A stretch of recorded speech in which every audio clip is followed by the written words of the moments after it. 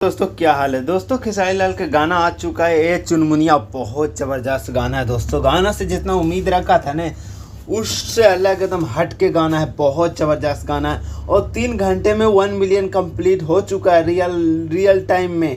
आप लोग देख ही रहे हैं और नए यूट्यूब चैनल पे आना और 1 मिलियन क्रॉस कर लेना वो भी 3 घंटे में बहुत बड़ी बात है दोस्तों।